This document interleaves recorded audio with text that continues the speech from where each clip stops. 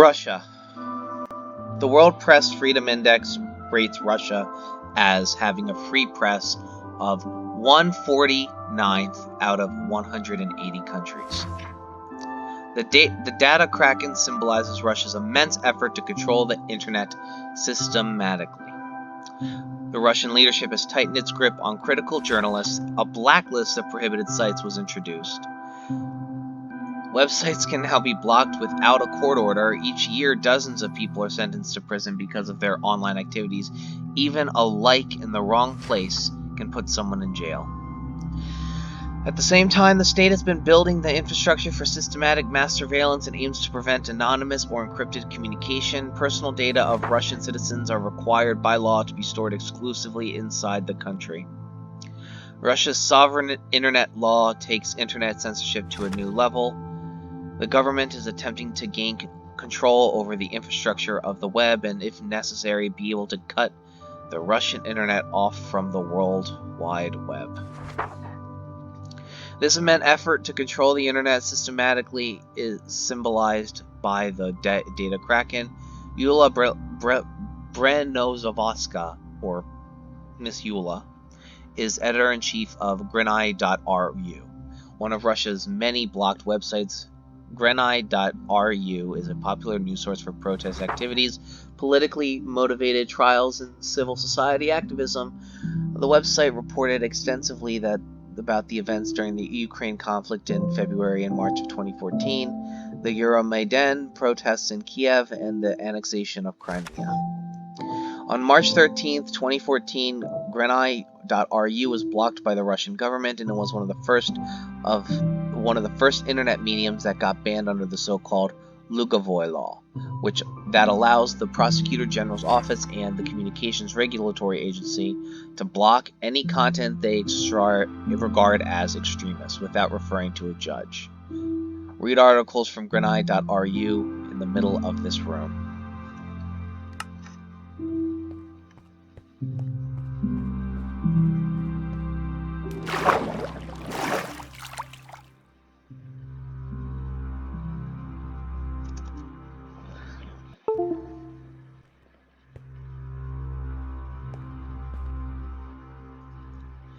Russian Internet Pressure by Yuri Izotov. The use of data encryption programs as an excuse for terrorism charges the Network Affair 5 years in jail for tweeting about children of policeman Vladislav Sinista's case, someone else's chat log on Telegram as evidence of preparing civil unrest. The blank affair in the city of Rostov. These are just a few examples of today's repressions in Russia. In the Network Affair, a terrorist case fabricated by FSB, young anti-fascists were also accused of using a Jabber messenger entails a Linux distribution aimed at preserving anonymity. They were sentenced to 6 to 18 years of prison. We can only wonder which kind of software one should use to be considered a loyal citizen. It is probably no coincidence that Vladimir Putin recently signed a law that makes it mandatory to pre-install Russian software on all electronic devices sold to Russians. Prosecution for posts on the social network VKontakte has already become routine.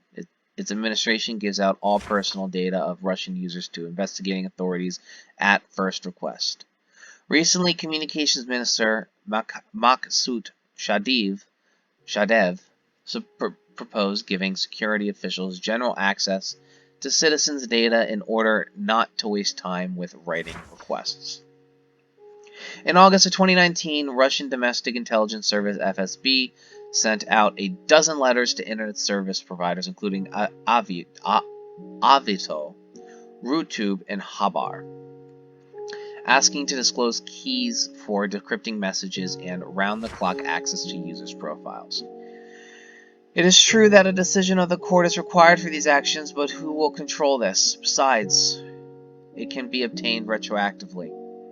The Russian authorities try hard to reach user data from internet companies that are not so cooperative in sharing information with them. The methods are very original here, ranging from Interpol notice to molecular examination of a bicycle helmet on a user's profile picture. The case of the blogger Konstantin Ishatov from Czechoslovakia, or trying to get a political prisoner drunk on cognac so he confesses to having shared a controversial text, as was the case with the opposition activist Dmitry Trekatov. The Rostov boys Vladislav Mordasov and Von Sidorov were falsely accused of rioting on the basis of somebody else's aggressive messages in a group chat. They were sentenced to 6.5 years in the Novoye Vilichi case. The main evidence was a copy of group chats provided by a special services agent, Rodin Zelinsky. In addition, someone had modified it. Apparently on Telegram, the FSB can identify owners of accounts and channels using a flaw in this messenger, which allows to find out a user's phone number by creating a large contact list with different numbers and trying them out. In Hong Kong, this is how the police identified the members of protest groups during last summer's unrest. Using the same technique, Medzua journalists were able to de-autonomize the owner of the Telegram channel, Tovarich Mayer, which was previously published the personal data of 3,000 people linked to recent Moscow rallies. After the scandal, the messengers released an update that allows users to hide their phone number for everyone. What happens to those whose data leaks to security forces is well known. A new trend of repression consists of accumulating different criminal charges against the same person. Daria Polyudova, the leader of the leftist resistance movement, is simultaneously charged with justifying terrorism and calls for separatism, while the Bashkir nationalist Aryat is charged with 5 different extremist and terrorist offenses. The above-mentioned blogger Ishinatov got charged at the same time for rehabilitation of Nazism and the spread of pornography. He got sentenced to 3.5 years. More recently, blogger and businessman Alexander Kolomoistev became a defendant in 5 criminal cases, 3 of which are associated with the release of his video blog. IT developers, online users, mainly young people, learned to resist censorship and snooping unauthorized access to user data in the face of state pressure. Skills of encryption and bypassing locks have become indispensable for survival in the modern information environment. If you want to be aware what's happening without getting locked behind bars.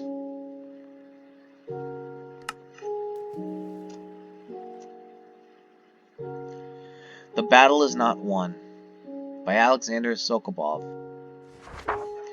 At the turn of the 1980s and the 1990s, hundreds of millions of people came from the so-called socialist commonwealth were freed from totalitarian ideological censorship in just a few years. And at the same time, on the other side of the planet, the bloody war dictatorships of Latin America were disappearing one by one. But the dire system failure in continental China, where the democratic movement was violently defeated, it seemed like the freedom of speech was close, and the freedom of sharing and receiving valuable public information would soon triumph. Freedom simply didn't have serious rivals. Freedom of expressing one's opinions and the freedom of criticizing any social institution or value was starting to be considered as something inherent and irreplaceable. Like the right to breathe air, this couldn't be tampered with. We were too complacent and careless, and those who feared freedom didn't go anywhere. Those who were more comfortable with the government deciding what they can listen to and what they can watch, what they can write, and what they can think were just in hiding. The people who dreamt of silencing their opponents were just biding their time, and the enemies of freedom are the masters of imitation. Sometimes they take the form of the most ardent progressives. In a world that gave to man the idea of freedom of speech and thought itself, the most ridiculous ideological prohibitions are multiplying in name.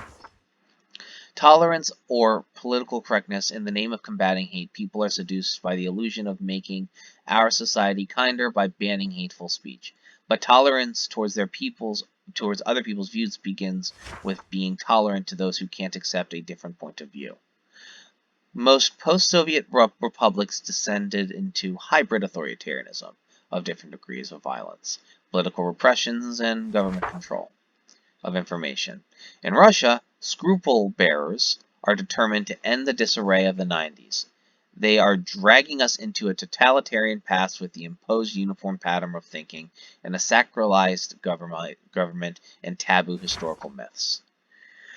For now, they don't dare impose an altogether ban on expressing any opinions differing from the official one, as has done in the past totalitarian regimes, but throughout Putin's rule, a large legislative base was built, allowing the government to ban any form of free speech at their liking, wherever and whenever they find it necessary. The repressive and prohibitive laws that were put into place in Russia in the last few years are not applied massively and to their full extent, but more selectively and demonstratively. But it seems to be enough for the public figures and media to keep quiet and self-censor, and for free speech to be pushed into a marginalized ghetto. The so-called big media, TV in particular, find themselves completely dependent on the government and transformed into a weapon of unbridled, aggressive, and deceiving propaganda, based on unapologetic lies.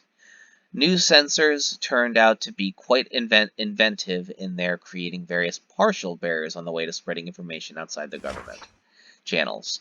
Each of these barriers seemed unimportant, uncritical, and unbypassable, but together they form a net where the Lilliputans used to trap Gulliver. The last innovation of the Russian government in that field is to ban copying of materials from media that aren't officially registered on Russian territory.